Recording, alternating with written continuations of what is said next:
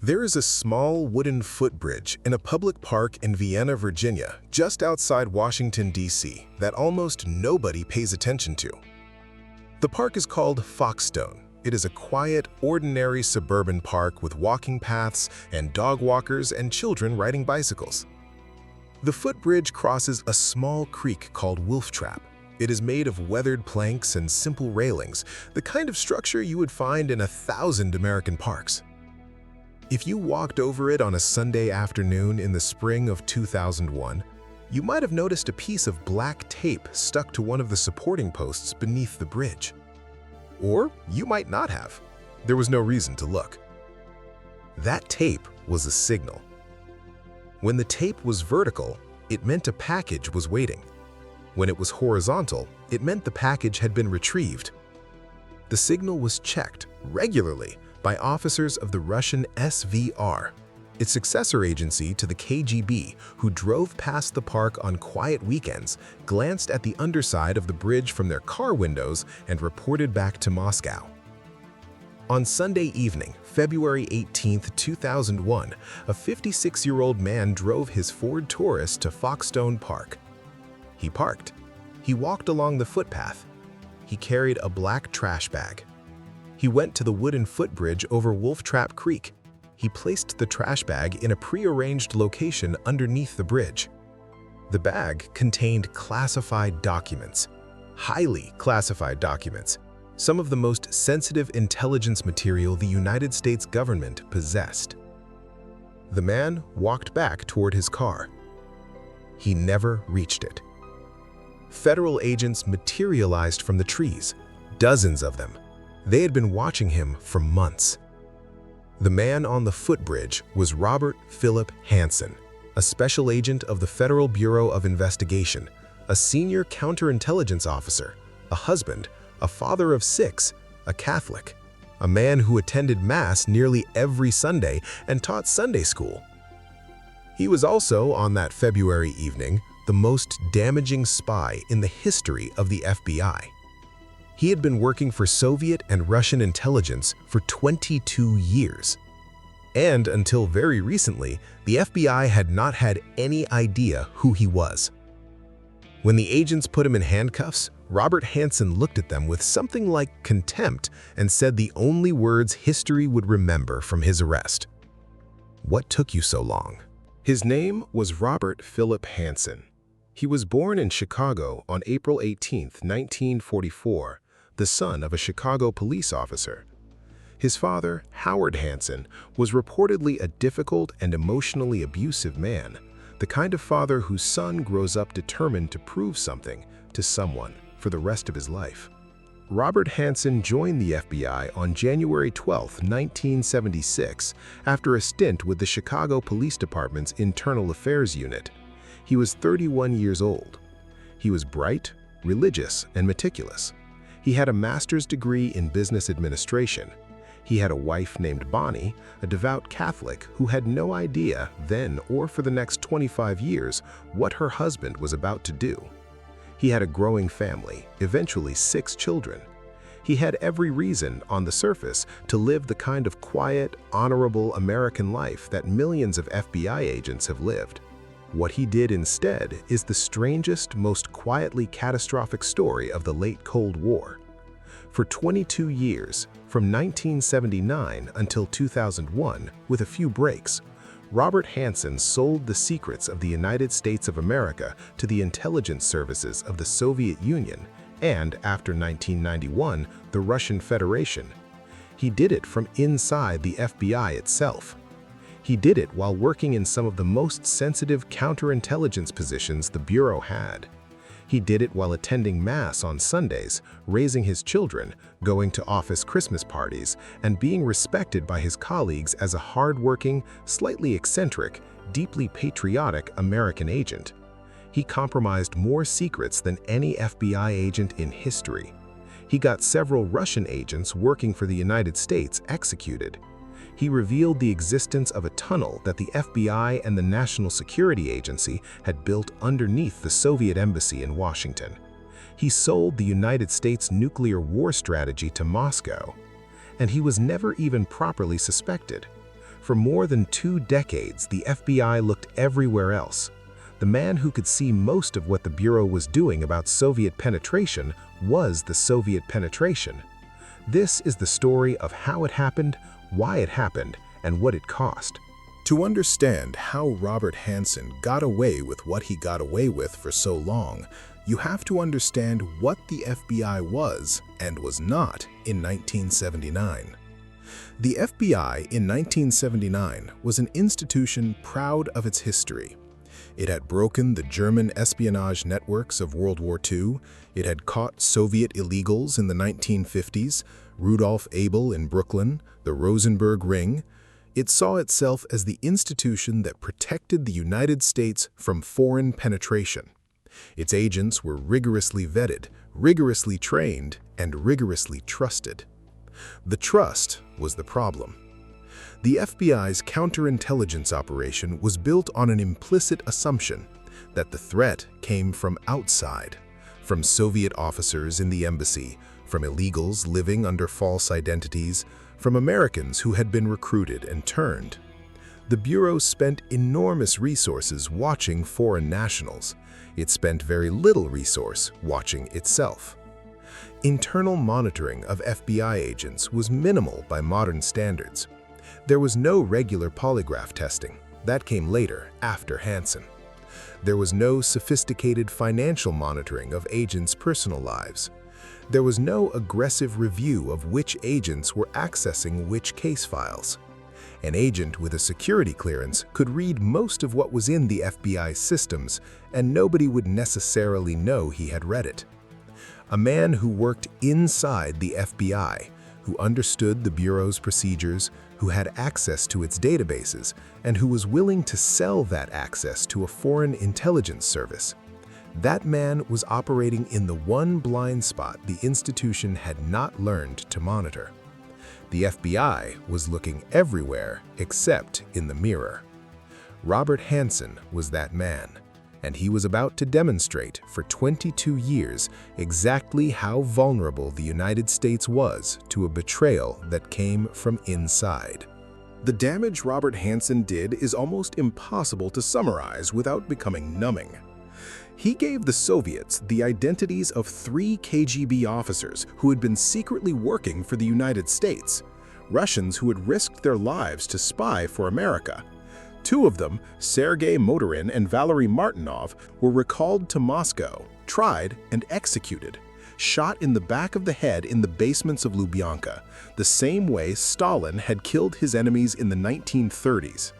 They had families. They had believed that the Americans they were helping would protect their identities. They had been wrong. He gave the Soviets the location of a secret tunnel that the FBI and the National Security Agency had spent enormous money and effort building underneath the new Soviet embassy in Washington. The tunnel had been one of the most sensitive intelligence operations in American history. The Soviets, knowing it was there, used it for years to feed false information back through American eavesdropping equipment. He gave the Soviets the United States nuclear war plans, the actual operational documents describing what the American government would do if the Soviet Union launched a first strike. He gave them the continuity of government plans. He gave them the locations of bunkers. He gave them the identities of the officials who would survive. He gave them the identities of dozens of intelligence sources. He gave them the methods by which the FBI tracked Russian agents in the United States. He gave them detailed information on American technical surveillance capabilities. He gave them the locations of safe houses. In total, over the course of 22 years, Robert Hanssen passed approximately 6,000 pages of classified documents and dozens of computer disks to Soviet and Russian intelligence. The documents were, in the assessment of the Department of Justice, possibly the worst intelligence disaster in United States history. For all of this, he was paid approximately $1.5 million in cash and diamonds, plus, allegedly, $800,000 held in his name in a Russian bank account that he never collected. $1.5 million for 2 decades of espionage, for the lives of men who were executed in basements, for the strategic security of the United States during the most dangerous decades of the Cold War. He had not done it for ideology. He had done it for the money and for the thrill of being smarter than everyone around him. To understand Robert Hanssen, you have to understand that he was not a fool and he was not a Soviet sympathizer. He was a brilliant, neurotic, deeply Catholic, deeply conservative man who attended Mass at one of the most traditional Catholic parishes in Northern Virginia. He was a member of Opus Dei, the highly disciplined Catholic organization. He read theology in his spare time. He sent his children to Catholic schools. He spoke openly in private settings about his belief that communism was an evil ideology that had to be defeated. And he sold his country to the communists for money. The psychiatrist who eventually evaluated Hanssen, Dr. David Charney, who spent over 100 hours with him in prison, concluded that Hanssen's espionage was rooted in something deeper and stranger than greed or ideology. Charney described him as a man with profound psychological needs that he could not articulate even to himself. The need to be smarter than the people around him. The need to defeat his father, who had told him he would never amount to anything. The need to be the secret center of every story, the man who knew what nobody else knew. Hanssen had wanted, originally, to work for the National Security Agency as a cryptographer. He had been turned down because of budget constraints. He had wanted to be a doctor. He had quit dental school. He had been an accountant for a year. He had hated it. He had joined the Chicago Police Department, where his father had served, and he had felt small and unappreciated there.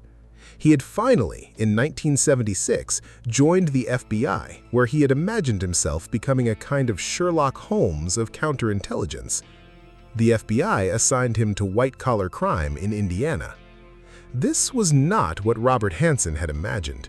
He was, by every account, an excellent agent, meticulous, intelligent, hard-working, but he was also strange. He was socially awkward. He talked about himself constantly. He was abrasive in meetings. He did not get the prestigious assignments he thought he deserved. In 1979, 3 years into his FBI career, frustrated and broke, with a wife and several children and credit card debt and the slow corrosion of all the dreams he had once had, Robert Hanssen walked into the New York City office of Amtorg, the Soviet trading company that everyone in American counterintelligence knew was a front for Soviet military intelligence. He volunteered. He told them he was an FBI agent. He offered to sell them what he knew.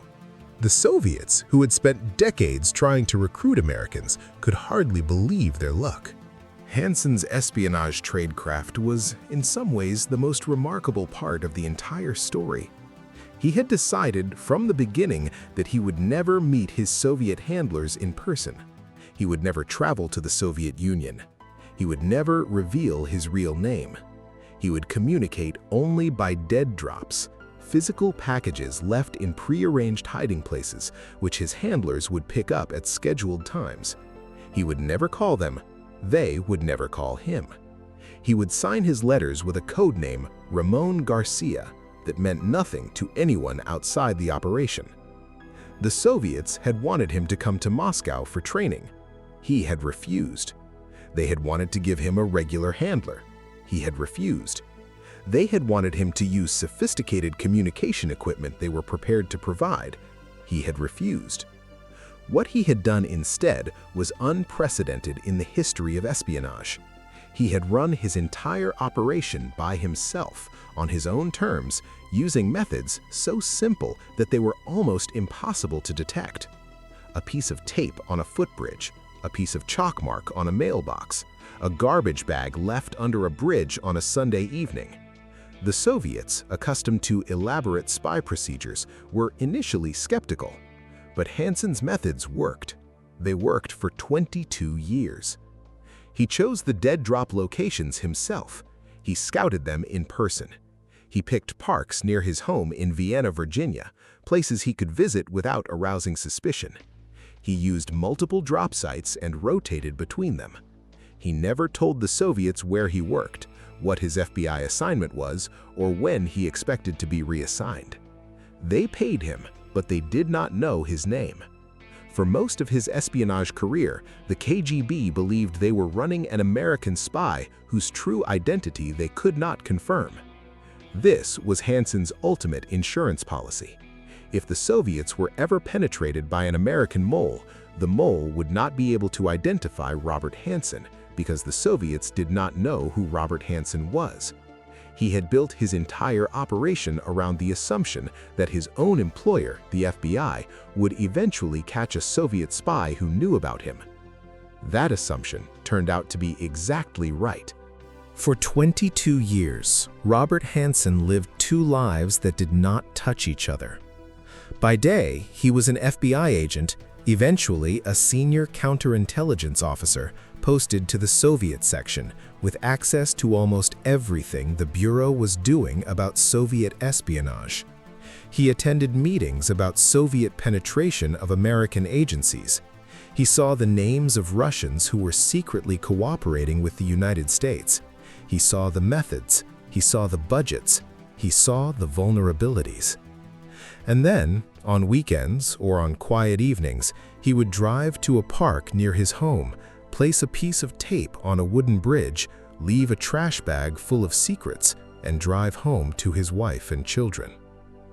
He was, throughout this period, by all external measures, an exemplary American man. He attended Mass faithfully. He coached his children's sports. He served on Catholic school boards. His colleagues at the FBI considered him eccentric, abrasive, opinionated, prone to lecturing, but they considered him completely loyal. He was promoted. He was given more sensitive assignments. He was given access to more secrets. There were warning signs that nobody noticed. He was occasionally seen accessing FBI databases for information that had nothing to do with his assigned cases. He typed his own name into the FBI's automated case support system to see if there was any active investigation of him. The logs were logged. Nobody looked at the logs.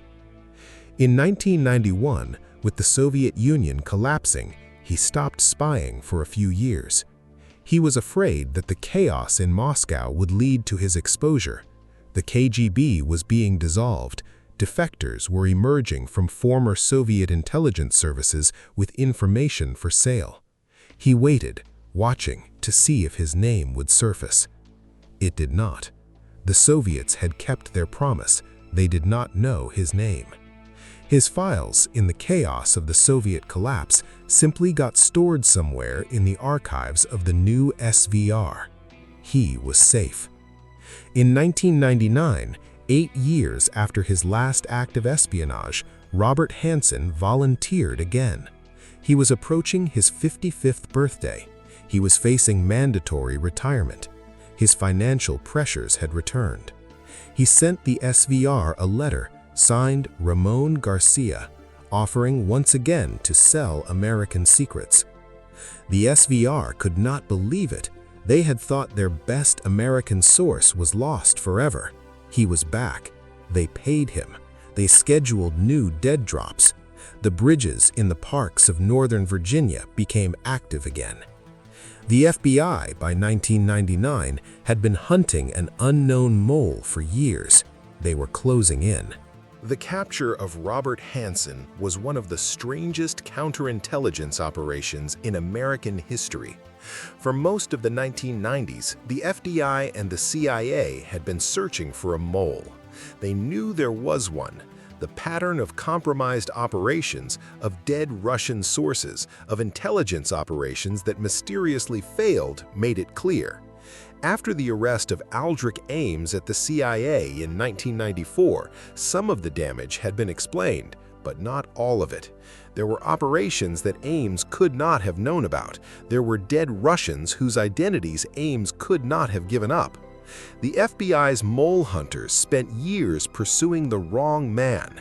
They focused on a CIA officer named Brian Kelly, a quiet career counterintelligence specialist who happened to fit some of the demographic profiles the mole hunters had developed. They followed Kelly. They searched his house. They subjected him and his family to years of harassment and surveillance. He was innocent. They were certain he was guilty. They had it completely wrong. The break came in 2000 when the FBI paid an ex-KGB officer $7 million for a file on the unknown American mole. The file contained voice recordings and fingerprints. The voice was identified as Robert Hanssen. The fingerprints matched. The FBI moved carefully. In December 2000, they brought Hanssen back to FBI headquarters in Washington under the pretense of a promotion. They installed cameras in his office. They placed surveillance teams around his home. They assigned him an assistant, a young surveillance specialist named Eric O'Neill, whose actual job was to report on every move Hanssen made. Hanssen sensed something was wrong. He told colleagues his car had been searched. He grew paranoid, but he was also addicted to the espionage. He could not stop. He continued planning his next dead drop. On the afternoon of February 18, 2001, the FBI watched him leave his house. They watched him drive to Foxstone Park. They watched him walk to the wooden footbridge over Wolf Trap Creek. They watched him place a trash bag in the prearranged location. And then they took him. Inside the trash bag were classified documents, including, in a particularly bitter detail, a document about the FBI's own efforts to catch a mole within its ranks. Robert Hanssen had been spying on the investigation that was about to catch him. The cost of what Robert Hanssen did is measured most directly in the lives of two men. Sergei Motorin was a KGB officer who had been recruited by the FBI in Washington in the early 1980s. He had agreed to spy for the United States. He had given the FBI valuable intelligence about Soviet operations in America. He was returned to Moscow in 1984. In 1985, after Hanssen and Aldrich Ames had betrayed him to Soviet intelligence, he was arrested. He was tried for treason. He was convicted. He was taken to a basement in Lubyanka prison and shot in the back of the head. Valery Martinov was another KGB officer who had been working for the FBI in Washington. He had been one of the most valuable Soviet sources the United States had ever developed. He was recalled to Moscow in 1985 for what he was told was a routine consultation. The recall was a trap. He was arrested at the airport. He was tried. He was convicted. He was shot in the basement of Lubyanka, the same way Motorin was shot. These were men with families. They had wives. They had children. They had taken extraordinary personal risks to help the United States, in some cases for ideological reasons, in some cases because they had grown disillusioned with the Soviet system, in some cases for reasons they themselves could not have fully explained. They had trusted the Americans they were working with. They had trusted that their identities would be protected. The Americans had failed them. The American who had failed them was Robert Hanssen. Hanssen knew when he gave their names to the Soviets what would happen. He had been an FBI counterintelligence officer for years. He understood Soviet practices. He knew that recalled spies were executed. He gave their names anyway. The Soviets paid him for the names. He cashed the money. He went home to his wife and children. He attended Mass. He prayed. The psychiatrist who later interviewed Hanssen wrote that the man had compartmentalized so deeply that he could hold the facts of what he had done, the executions, the betrayals, the damage in one part of his mind, while continuing to function as a husband, father, and Catholic in the other part. He did not appear to feel guilt. He appeared instead to feel a kind of cold satisfaction at having proved that he was smarter than the institutions that had failed to recognize his talents. The Soviets, for all the damage Hanssen did to the United States, never quite trusted him. This is one of the strange paradoxes of the case. Hanssen was, by any measure, one of the most valuable intelligence assets the Soviet Union had ever recruited inside the United States government. He provided information for 22 years. He compromised dozens of operations. He cost the Americans enormous resources. By any rational measure, the Soviets should have been ecstatic to have him, but they did not know who he was. He had refused from the beginning to identify himself. He had refused to meet anyone. He had refused to come to Moscow. The Soviets, when they wrote internal assessments of Ramon Garcia, described him as a man whose true identity remained unknown to them. They speculated about who he might be. They had theories. They were sometimes wrong. This frustrated them. Soviet intelligence doctrine emphasized control of agents, meeting them, training them, knowing their pressure points. An agent you had never met was an agent you could not fully trust because you could not verify what he was telling you. The Soviets took Hanssen's information and used it, but they treated him with a wariness they did not show their other major American assets. This wariness, paradoxically, may have been what saved Hanssen from earlier exposure. When Aldrich Ames was arrested at the CIA in 1994, the FBI investigation of Ames revealed many of the Soviet operations that had compromised American intelligence in the 1980s. But the operations that Hanssen had compromised, operations that Ames could not have known about, were attributed to other moles, to electronic intercepts, to bad luck.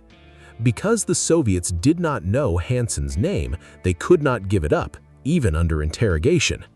The man who had built his espionage career on never trusting the Soviets had been protected by their inability to trust him.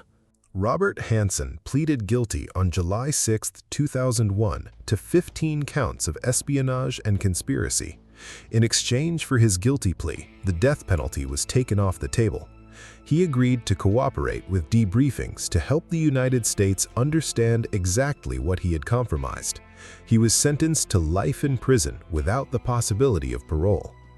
He served his sentence at the Federal Correctional Institution at Florence, Colorado, the highest security prison in the United States, where he was held in solitary confinement for 23 hours a day.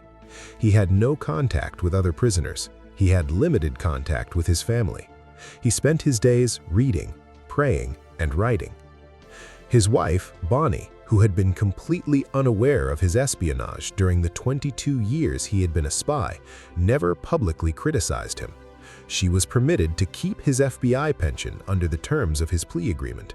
She continued to attend the Catholic parish she had attended with him for years. Their children went on with their lives. The damage to the FBI was lasting. The Bureau was forced to rebuild its internal monitoring systems. Polygraph testing was introduced for counterintelligence personnel. Financial monitoring was tightened. Access to sensitive databases was restricted and logged more carefully. The institutional trust that had allowed Hanssen to operate for 22 years was replaced by a more guarded, more skeptical approach to its own employees.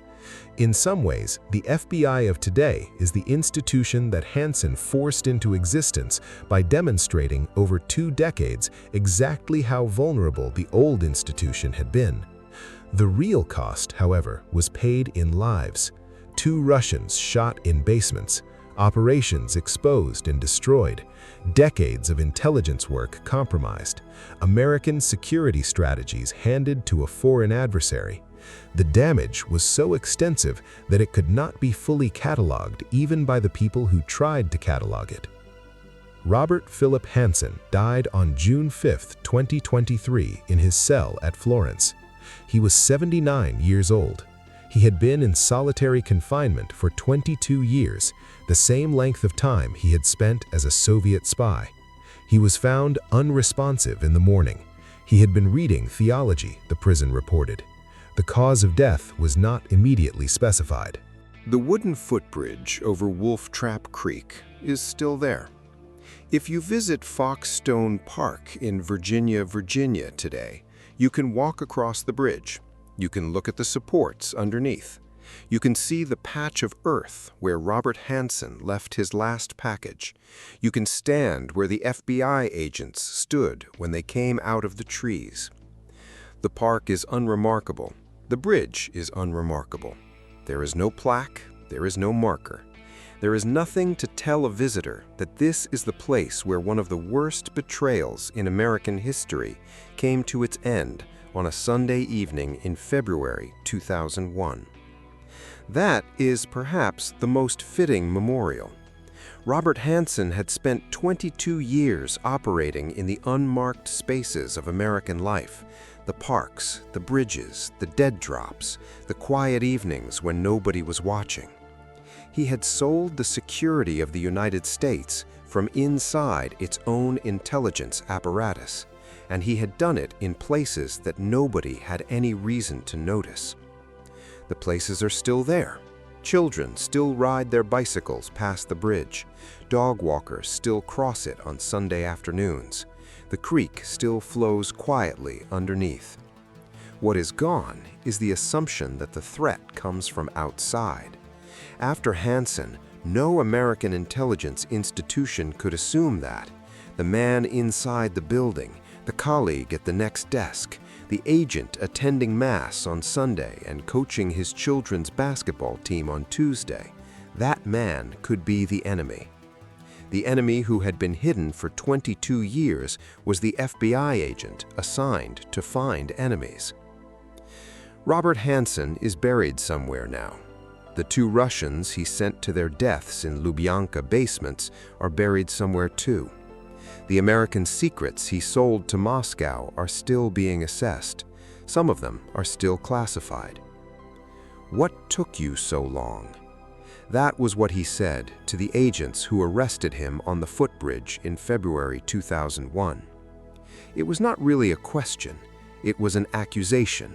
It was a final piece of contempt from a man who had spent his entire career believing that he was smarter than everyone around him, and who had been right about that for 22 years. Then he was wrong, and the cost of his being right for so long was paid by men he had never met, in places he had never visited, in ways he had chosen not to think about. The bridge is still there. The park is quiet. The story is over. Until the next time.